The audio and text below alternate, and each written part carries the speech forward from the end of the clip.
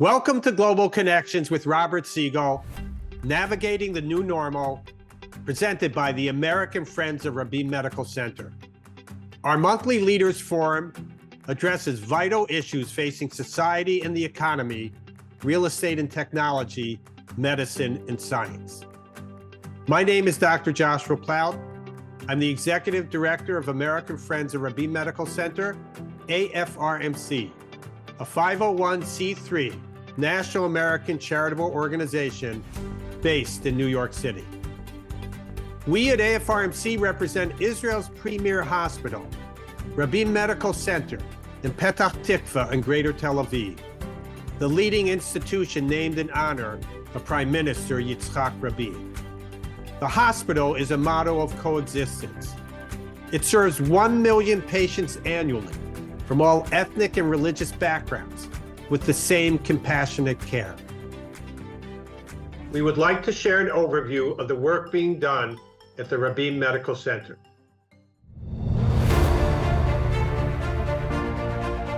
Rabin Medical Center, located nearby Tel Aviv, is one of Israel's largest and most advanced academic hospitals, named after former Israeli Prime Minister and Nobel Prize winner for Peace Yitzhak Rabin. Comprising Bellinson and Hasharon campuses, it has been a national leader in medicine, science, and compassion towards patients since its founding in 1936. As the flagship hospital of Israel's largest healthcare provider, Clalit, with more than 8,200 dedicated staff members, RMC gives treatment to around 1 million patients every year, performs more than 70% of all organ transplants, and provides healthcare to every 6th cancer patient in the country. RMC is a home for internationally acclaimed centers of excellence, including Davidoff Cancer Center, Samueli Institute for Cancer Research, and a new brain and heart center, the Tower of Hope. Through groundbreaking research, AI-driven medicine, cutting-edge technologies, and global collaborations, RMC is redefining what is possible in modern healthcare. In moments of peace and in times of war, we stand on the front line. As a main trauma center, RMC is healing soldiers and civilians, reuniting families, and strengthening the Israeli social fabric and resilience.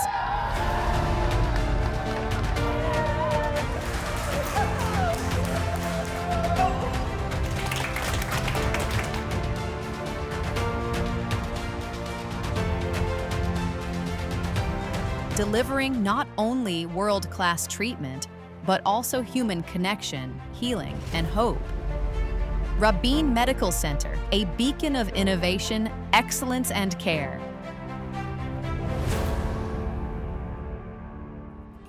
Our host and moderator for Global Connections is Robert Siegel, former host of All Things Considered on National Public Radio for 31 years.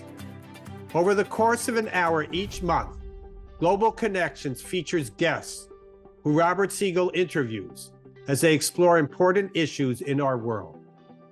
And now, on to today's program.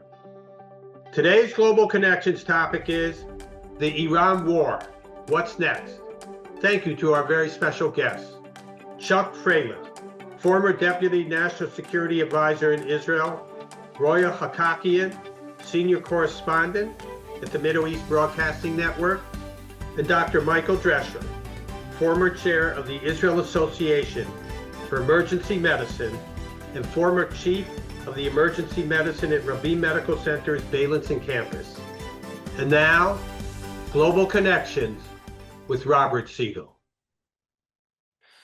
Thank you, Josh. And I'm afraid that I have to begin this forum today with some unfortunate news that one of our panelists, Roya Hakakian, a very fine Iranian-American writer and co-founder of the Iran Human Rights Documentation Center, was in a minor accident. She said she's fine, no serious problems, but it kept her from getting to a desk in time to take part in the forum today.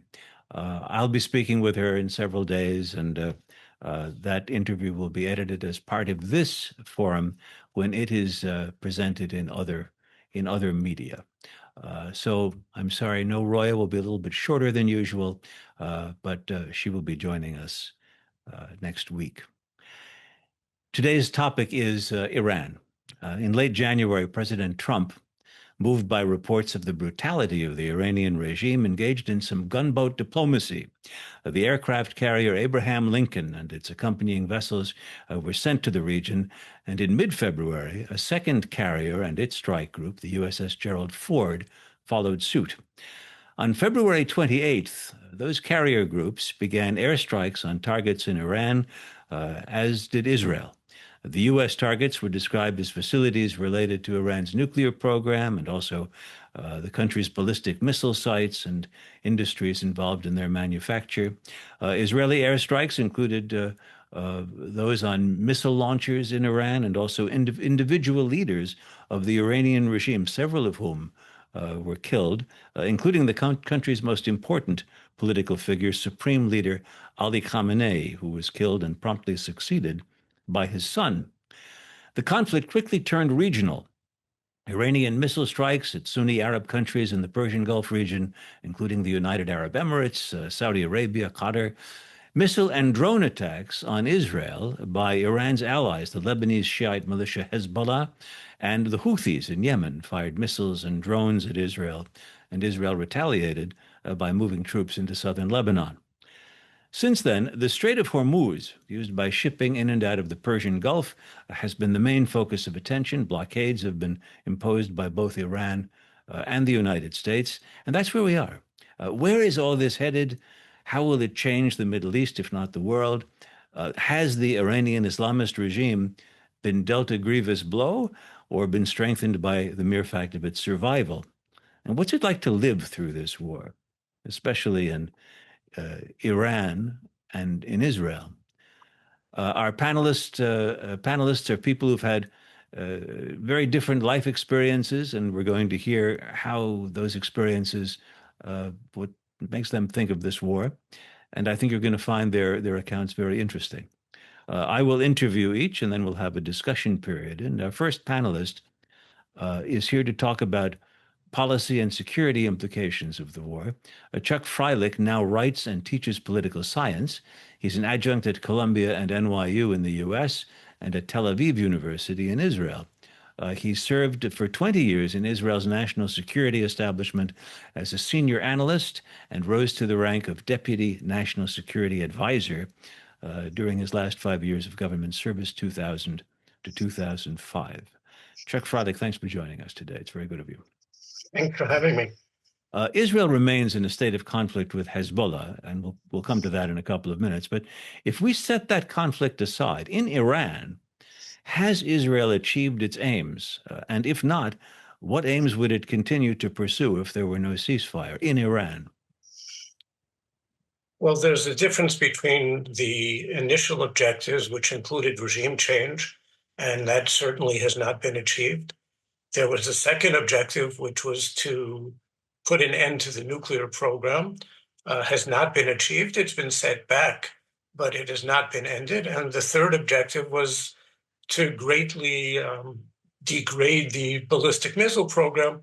And that objective has been achieved to a greater extent, not completely, but significantly, and especially the ability to produce the industrial basis for producing ballistic missiles in the future. So that's where the good news is at this point.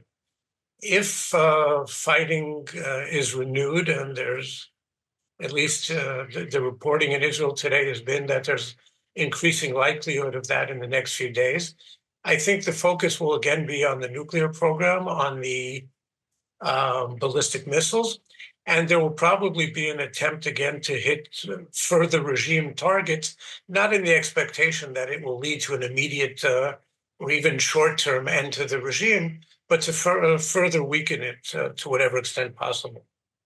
Would you expect a resumption of the fighting, if that were to happen, to be anything other than an air war?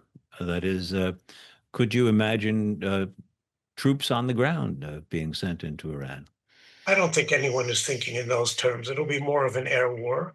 And one can ask, well, okay, what's the difference? We've already done that.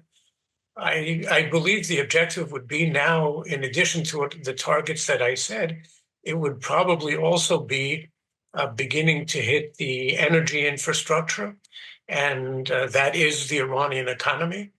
And it would potentially at a second stage, I hope at a second stage, be hitting civil infrastructure as well.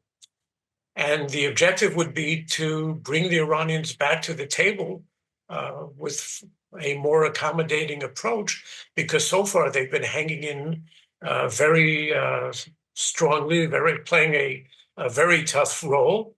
And they, at the moment, believe that they have the upper hand. To an extent, they won the war. The objective would be to change that narrative and force them to negotiate. Hitting civil infrastructure, are you on a dangerous edge of advocating what some people would call war crimes? That is, going after civilian targets rather than military targets. Well, first of all, I'm just saying what President Trump has been saying for the last couple of weeks. Right. Second of all, according to international law, targets that serve military purposes, even if they're primarily civilian in character, become military targets. So if you hit, for example, electric facilities, power plants that serve the military, then they become legitimate military targets. I don't think, at least I wouldn't be advocating putting all of Iran in darkness. Mm-hmm. But you can hit targets so that there is a short-term effect, things that can be repaired relatively quickly. But it would be, the objective would be to cause civil disruption, to cause people pain, increase opposition to the regime. And if necessary, it would go to a level that would, again, hopefully bring them back to the table. Look, military action is always heinous, right? It's something that none of us prefer. But this is, I believe, a war which was and remains both morally just and absolutely necessary. And if you're going to take military action, you have to fight to win. I'd like you to clarify as best you can what was accomplished last June in the strikes on the Iranian nuclear program, and which was declared obliterated by Donald Trump. Israeli sources did not say that. They said it had been set back. But did Israel believe that the Iranians had resumed work on enrichment or toward making a weapon? Not on enrichment, but they seem to be taking some moves that might have indicated an intent to renew the program in the short term. What they had done big time was to renew the ballistic missile program. And the fear was that they actually pretty much reconstituted the numbers, which gave them something like 2,500 when this round began. But the fear was that within about 2 years, they would have had an arsenal of something like 8,000 rocket missiles. And that would have almost become a danger as great as a nuclear capability. It would have literally given them the ability to wreak unimaginable destruction on all of Israel. So it had to be stopped. Now, you can always question, well, did it have to be on February 28th? Could it have been a few months from now? Sure. Could it maybe have been a half a year or potentially even a year from now? Well, in terms of the missile program, that was already not so clear that we could afford to wait that long. And certainly with the nuclear issue, now people will correctly point out this has been with us for a very long time, and Iran did not yet cross the nuclear threshold. But we also didn't want to wait to the point where they could have crossed the threshold in the near term, because then they would have brought impunity from American, Israeli, or attacks by anyone. And the thought of a nuclear Iran is a nightmare for Israel and for the region as a whole. I'd just like to tell people viewing that if you're watching us or listening to us live right now, you can submit a question by using the Q&A button at the bottom of your screen, which is a little harder to get at than it used to be, I see, but we can still see what you send us.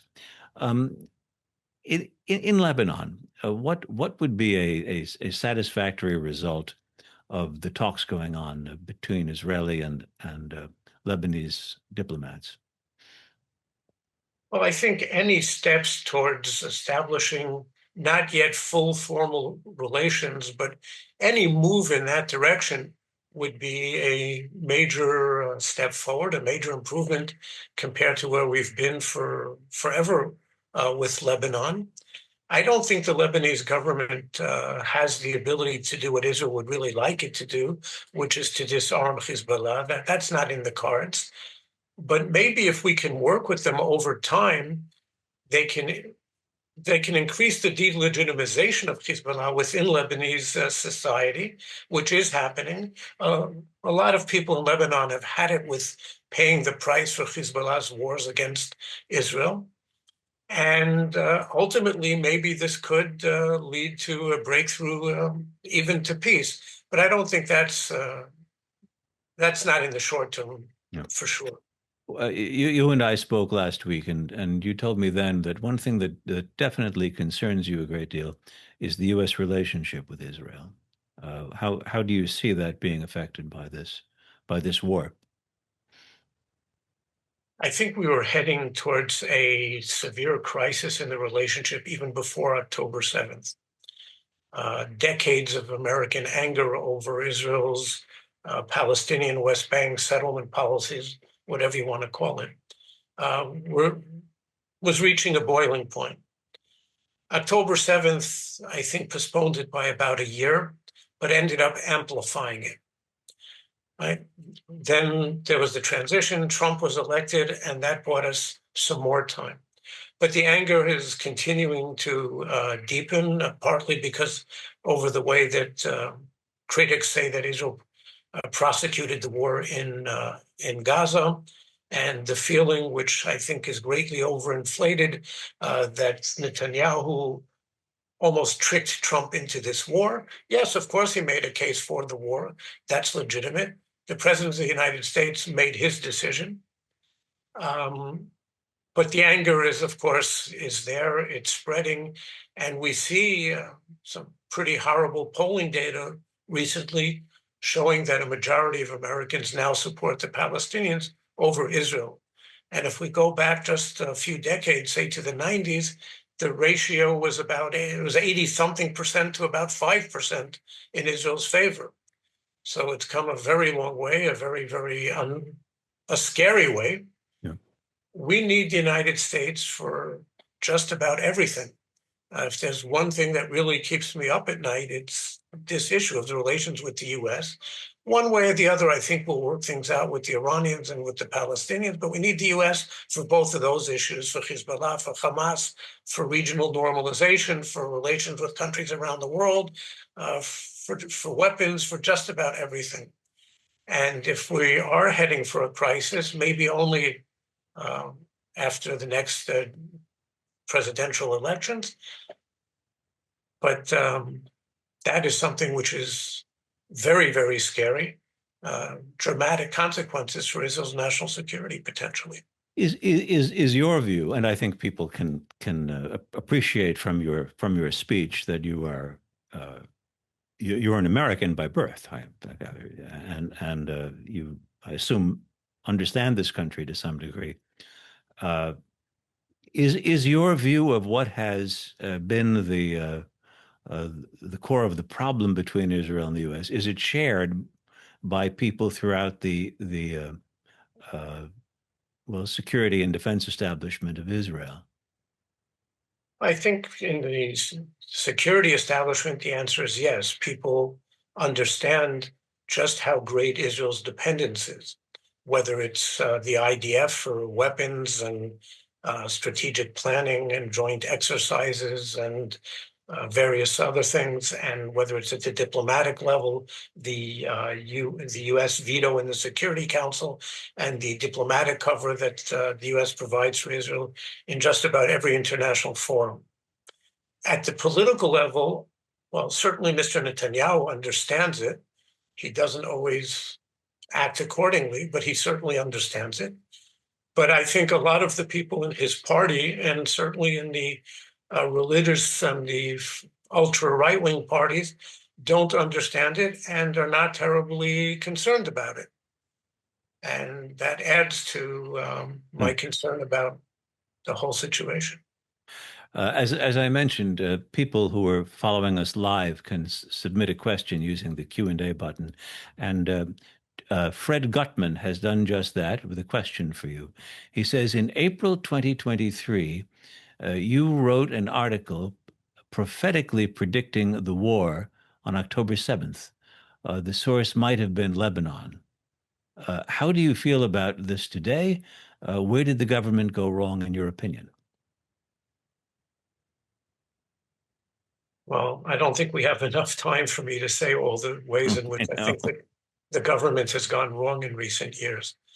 But clearly, the so-called judicial overhaul fed in strongly into what happened on October 7th, because as amazing as this is to say, and I almost can't believe that I'm saying it out loud, the IDF, the Mossad, the Shin Bet, were all busy fighting simply to keep themselves together because people were threatening to resign in droves from the intelligence services. We know that many reservists and from the most elite units, and even some regular IDF officers were also threatening to resign over what happened. And so you saw the IDF brass, the chief of the Air Force in particular, spending an inordinate amount of time meeting with reserve pilots, trying to convince them not to refuse service. So that was one thing. And there were, and that was a major factor. And there were some serious errors of judgment made by the prime minister and the government as a whole. For example, the belief that Hamas had been tamed, that it had been bought off by the opportunity to focus on domestic reconstruction, on domestic economic issues. I think that was a fundamental misunderstanding of what Hamas is all about. And there were a variety of other things that fed into the horror. And then there was, of course, just the fact that the IDF on October 7th performed in the most unimaginably poor and unacceptable way. And since then, we've seen how the IDF can operate when it's operating at its best. We saw that with the beeper, that was the Mossad, the beeper operation in Lebanon, but the IDF in Lebanon and the IDF in Iran last June, and again now. So there were a bunch of reasons. Well, Chuck Freilich, stay with us, because we'll have a brief discussion period in several minutes. But first, we're going to turn to our panelist, Dr. Michael Drescher, who was a regular here when the American Friends of Rabin Medical Center began sponsoring these panels. Mike Drescher practices emergency medicine. He used to be chief of emergency medicine at Rabin's Bellinson Hospital, where he's still an attending physician. He's also former chair of the Israel Association for Emergency Medicine. He moved to Israel in 1982 after graduating from the University of Michigan, and he went to medical school in Israel after his military service there. Mike, it's always good to talk with you. Thank you for coming here once again. Great to be back with you. The past couple of years have been pretty eventful for you as a doctor, I should think. The pandemic, and then October 7th and the fighting that followed. As a physician, what has life since October 7th and the war in Gaza, and now this war, what has it taught you and other Israeli doctors about treating injuries and about being docs? Well, I think you got to look at this at various levels. I mean, there is the level of what lessons have been learned over the past 2.5 years, strictly speaking, in terms of things like dealing with battle injuries, war casualties. And I'll just tell you that there's been some amazing progress in that arena. In the current war from October 7th until now, the death rates from battlefield injuries, as opposed to, for instance, the death rate in the Second Lebanon War back in 2006, has basically been cut in half, despite an increase in the severity of injuries in the battlefield. First of all, senior people being brought close to the scene of battle. Soldiers are seen by a physician or a paramedic within minutes of injury, are actually going in on the armored personnel carriers with soldiers and equipment and able to tend to these wounded soldiers basically immediately with injury. The second thing has been some technical things in terms of procedures done in the field and giving whole blood as opposed to other fluids.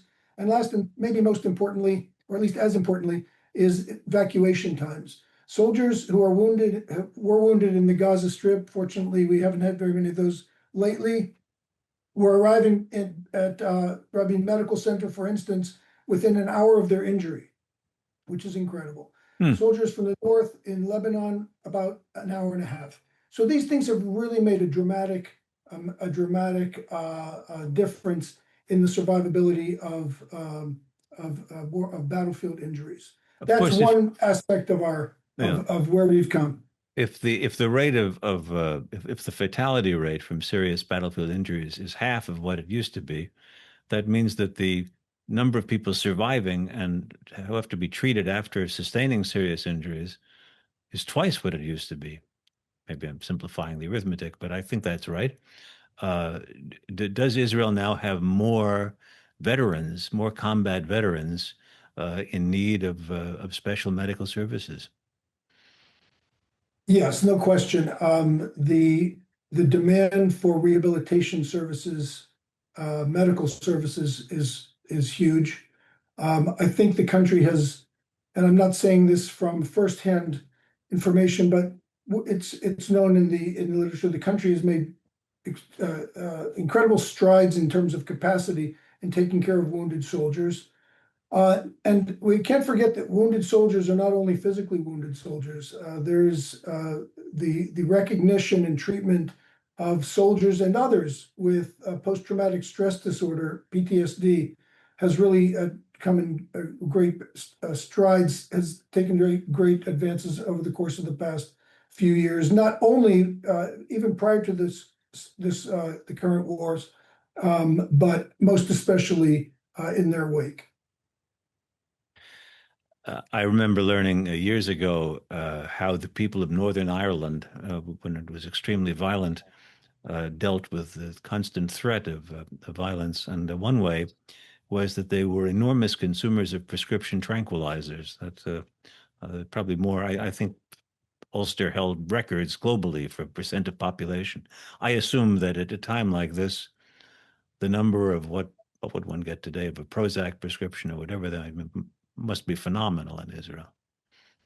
Well, I can't speak exactly to the number of prescriptions written, but I can say that the literature is clear that the amount of, and this is within the civilian population as a whole, both in the Arab population and the Jewish population, this has been looked at, the amount of depression, anxiety, PTSD have all increased by a significant amount during the course of the last few years. I mean, life has been disrupted, there's no question. And along with a huge amount of resilience in almost all walks of life, there is a price that's being paid in terms of disruption. You come to Israel and you might not see it on the surface because there's as I said, a huge amount of resilience in all respects, but under the surface, there's certainly a price that's being paid for the stress that people are under. My impression has long been that Israeli medicine, including Rabin Medical Center, has tried to reach across the barriers between Israeli Jews and Arabs. That it's something important. First of all, I mean, is that true? And has some sense of coexistence and professionalism survived or been jeopardized by so much warfare over the past couple of years? Yeah, and and it's an excellent question. It's a natural thing to think that these wars we've been fighting have to some degree or another been ethnic wars. I mean, the enemy belongs to a different nationality, and we have people of that nationality in one way or another, depending on how each person identifies, but from that culture of speaking that language. So how does that affect our ability to work together, Jews and Arabs and others, in the hospital and in other medical areas of the country? And I'm careful not to speak for others because there may be more. The feelings of people may be different from what their actions are, but the actions that people take and the ability to work together and the results that we've achieved I find them remarkable on a daily basis. And I've been working in Israeli medicine through the Intifada, the first Intifada, and through times where it have been calmer, and through the various operations in Gaza, through the 7th of October, and now in Iran.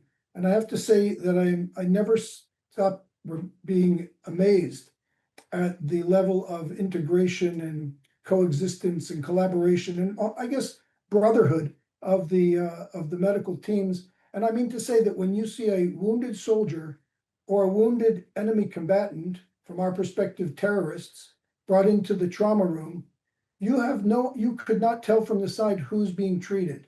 Now, it's true that when soldiers come in, there's a little bit of a heightened awareness of what's going on, because people do have a feeling of a kind of national concern for these young men who are wounded and being brought to the hospital. But in terms of the medical care, the amount of the degree to which people are cared for professionally is, in my experience, indistinguishable. And what's more, the integration of the teams. We have Arab heads of departments. In fact, I did a little back of the envelope survey. 10 of the 30 emergency departments in Israel are run by Arab Israelis.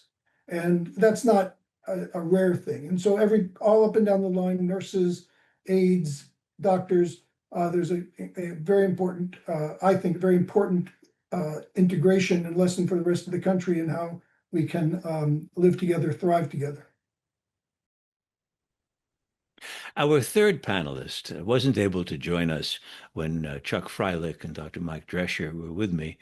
So we're very happy that she's able to join us now. She is Roya Hakakian, who left Tehran with her Iranian Jewish family when the Islamic Republic was just consolidating power. She was 19 when they left in the 1980s, and she knew no English. She became a writer and poet in America. Her memoir is called Journey from the Land of No.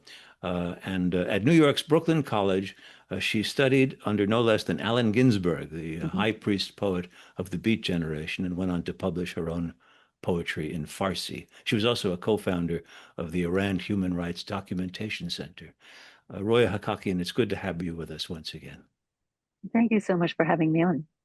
I've thought of you in recent weeks when airstrikes were killing off individual leaders of the Islamic Republic, and Donald Trump threatened to destroy not just military targets but a civilization.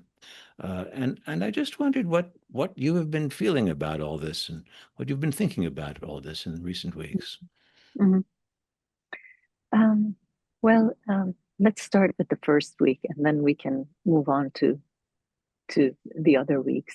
I think the first week actually was quite a very exciting moment.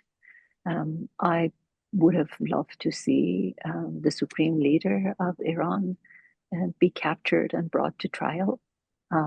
But the second best option was to see him dead. And to think that after the great massacre in January, where thousands and possibly tens of thousands of Iranians who took to the streets to peacefully protest were shot and killed, and in some cases beheaded by the riot police and by members of the Masij and Revolutionary Guard Corps, to think that the man who ordered the greatest massacre in the history of contemporary Iran was taken out, was felt like justice. But then things changed. Then the war widened, and 3 million Iranians were displaced, and that, even for me, who left Iran in the middle of 1984, was very much reminiscent of another war, more recent war in Iran, which was the Iran-Iraq War, which began in 1980 and went on to 1980 until 1988, and that was truly the most traumatic post-revolutionary experience for the nation, and now we were all re-experiencing memories of the bombings and all that all over again. And the more it has gone on, the more it appears that this regime is just will never fall. That it's somehow impervious to either peaceful protests by the nation, or bombing and a serious war, but by two of the greatest military powers in the world.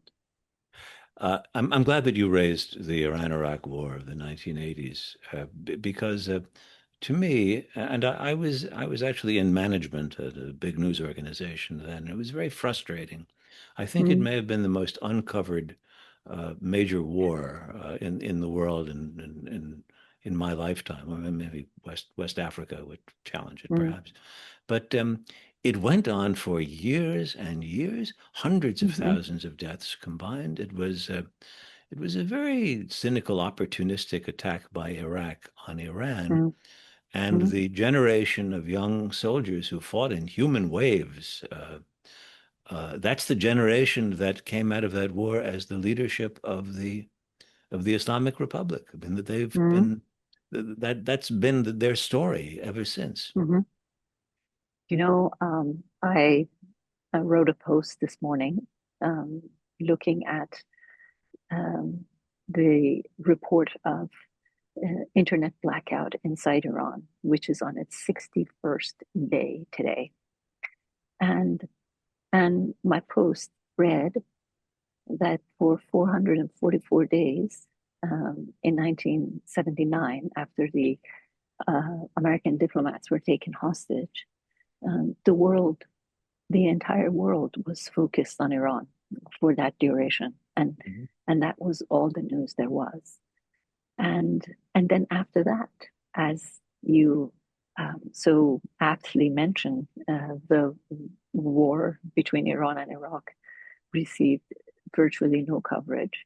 And now that the people of Iran are basically placed in a digital solitary confinement, nobody's talking about it. Everybody is talking about the prices of gas and, you know, the blockade at the strait, but not the suffering of the nation. And that seems to be this story that never gets covered in Iran about Iran, which has to do with the nation itself. Here's an observation from Suzanne Maloney of the Brookings Institution, who's very good very expert on Iran. She says, the men who have succeeded the Iranian leaders who were killed in the war, quote, are people who have been steeped in the culture of martyrdom, sacrifice, and hostility to the international system. Does that sound right to you?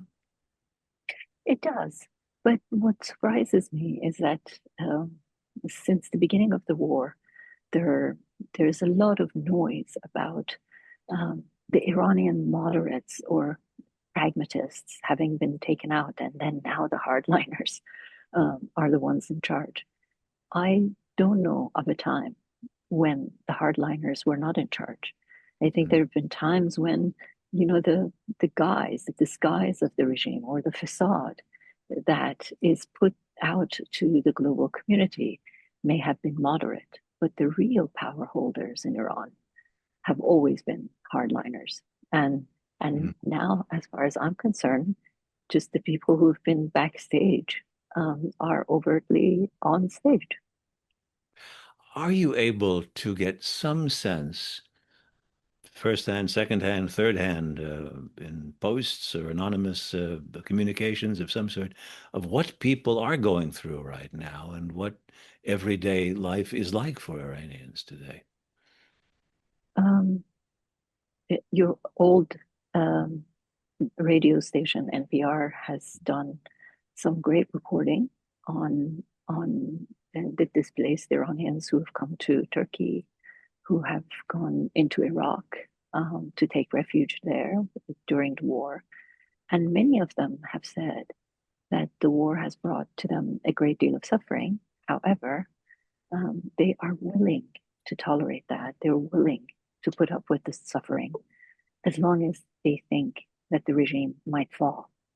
So it's a burden that a lot of people report they're willing to take, they're willing to undergo if the result is the removal of the regime. It's hard to imagine a negotiated settlement to a war that says and the Iranian government will go away. That is, Mm. does the whole notion of a negotiated end to this war assume that there will be some, I don't know how long lasting, but some legitimacy accorded to the current Iranian leadership? I think if the administration fails at making sure that there are civilian benchmarks that are accounted for within the negotiated deal, then we have failed. We have failed as the global community, we have failed as Americans, and we have failed as world citizens who um, have been waiting for a moment to see an opening in Iran. You know, January was a very grand historic moment for Iran. You know, a lot of times we had heard in the past, you know, for so many years that there had been these spikes of protests and demonstrations in Iran. You had the youth take to the street, you had the women take to the streets, universities students, you had, you know, middle class, lower middle class people who in the south of Iran had demonstrated over lack of water or price of gas, but never had all of these groups come together at the same time to demand the removal of the regime until January. So we all of a sudden saw all of these disparate groups that had appeared in sporadically but separately throughout the years join and speak with one voice as we did in January. And so I think not accounting for you know, the release of, say, all the prisoners that were taken in by the besieged in January, not The demanding besieged are these the what are domestic they? arm of the Revolutionary Guard Corps, not accounting for a moratorium on executions inside Iran, not accounting for an immediate access to internet in Iran, will be a failure, a grand failure for the United States and for all the people around the world who want to see democratic movements around the world succeed. You use the word movement. Does Mhm. this, the coming together of various different groups in January, does that amount to a movement that can be seen as an opposition? Or here, I'll put an additional question to that. Back in the waning days of the Shah of Iran, uh, Mhm. Iranians who were very angry at his modernizations or secularizations, whatever it was, uh, would listen to video, or not video, audio cassettes of Ayatollah Khomeini, who was in Yes. exile in Mhm. Paris. Is there some part of the Iranian public today that Mhm. listens to things online or reads posts that form some sort of potential political opposition to the regime? Mhm. You know, this has become sort of the $1 million question, and the notion of, you know, who's the Iranian Nelson Mandela right now? Who's a leader that Iranians are looking to? And I have to say that I don't know exactly who that is. You know, the son of the former Shah.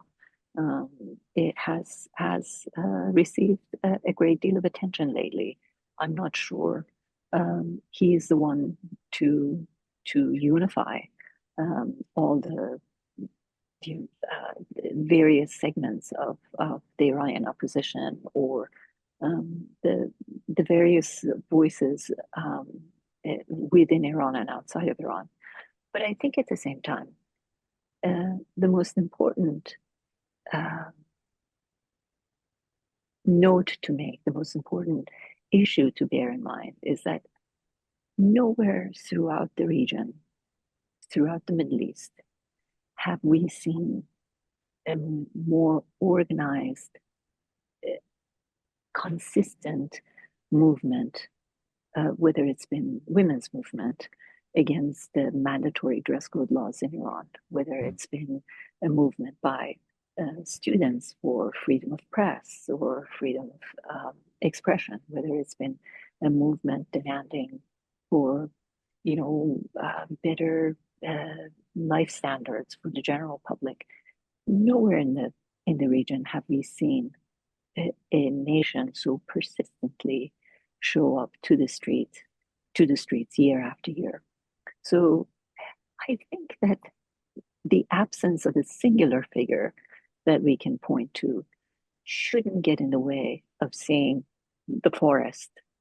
Yes, I can't point to a single tree, but I can tell you that there is a forest, and that we have seen that people have paid a great price every time they took to the streets, but they consistently repeated that movement and came back.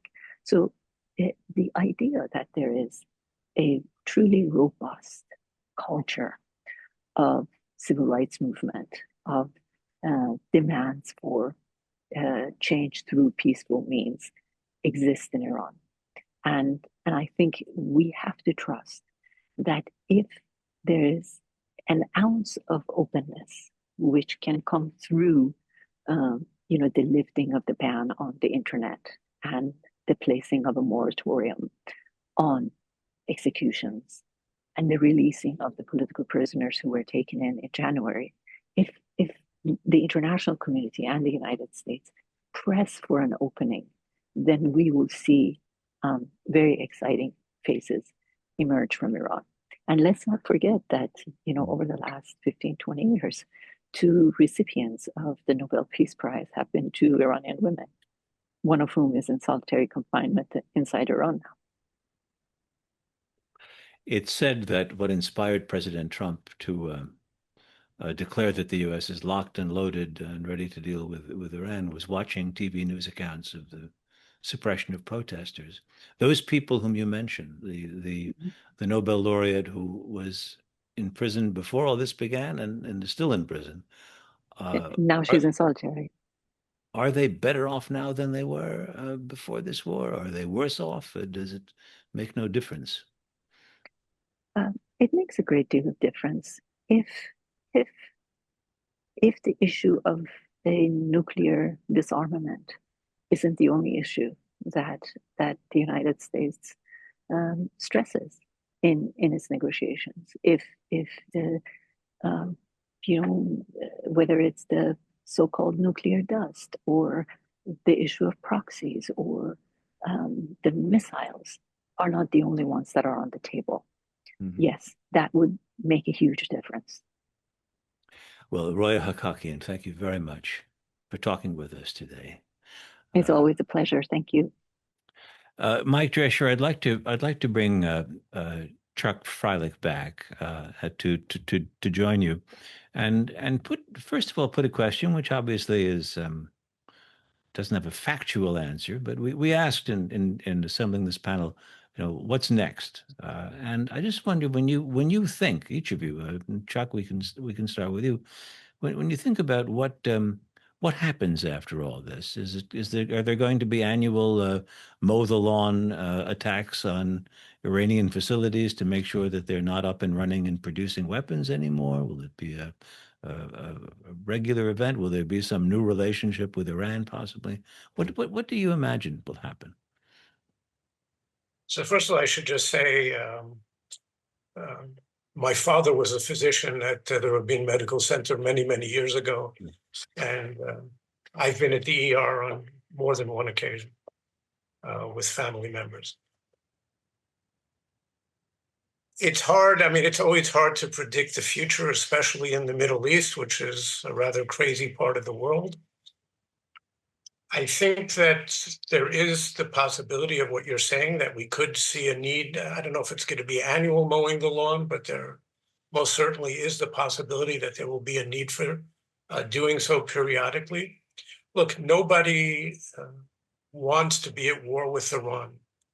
And there's no reason for us not to have a wonderful relationship, at least with the Iranian people and with the Iranian government, if it was a different government. The Islamic Republic has stated time and time again, ever since it first came into power in 1979, that its objective is Israel's annihilation. And this isn't just rhetoric. They have put untold billions of dollars into this effort.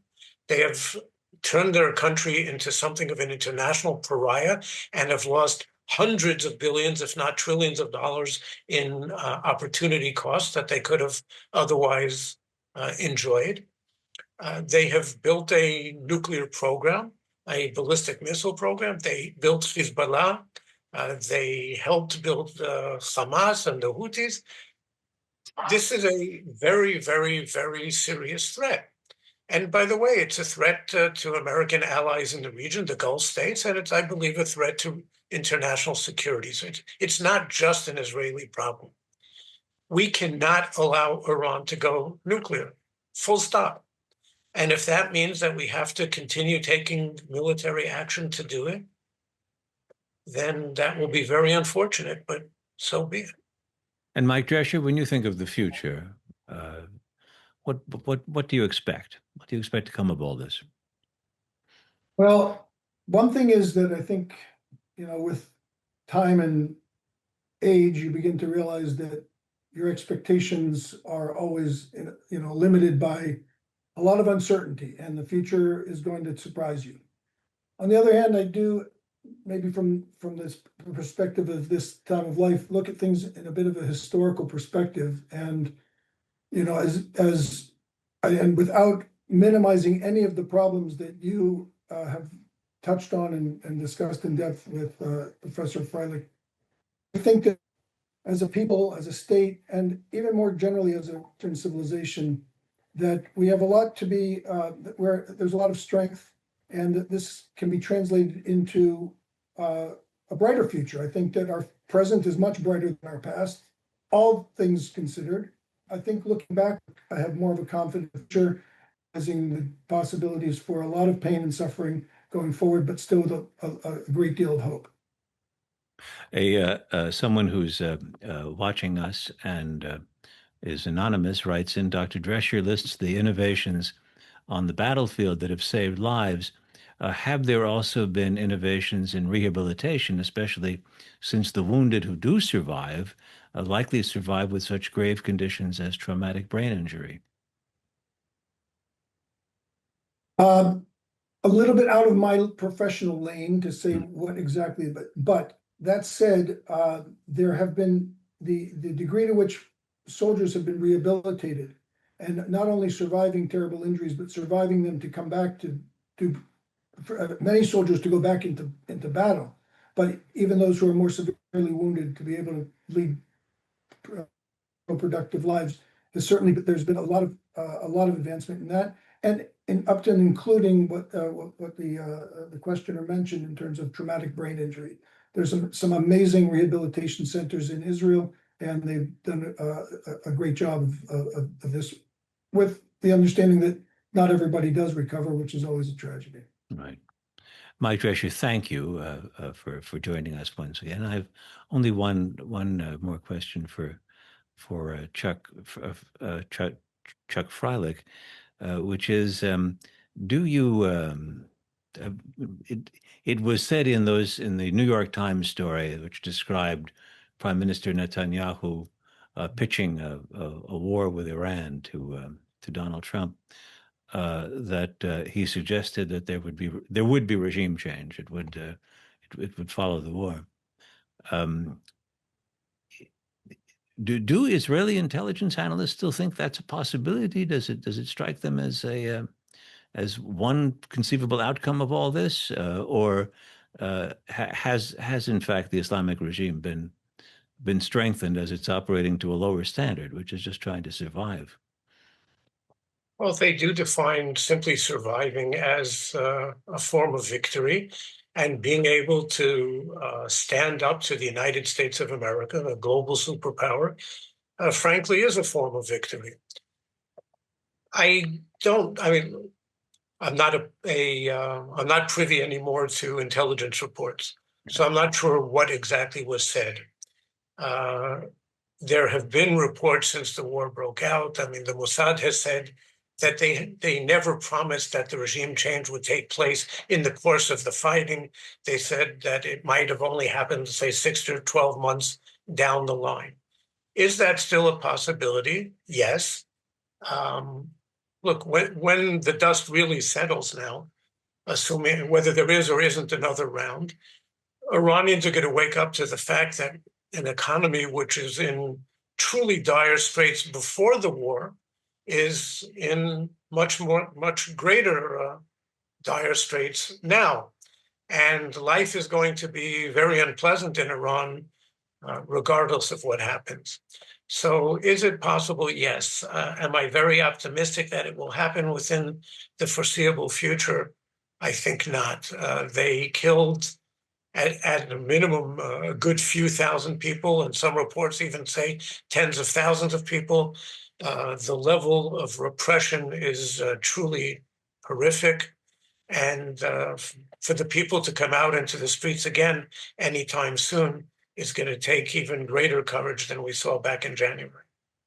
Chuck, thank you very much for taking part in this today. It's been fascinating listening to you and as well as to Mike.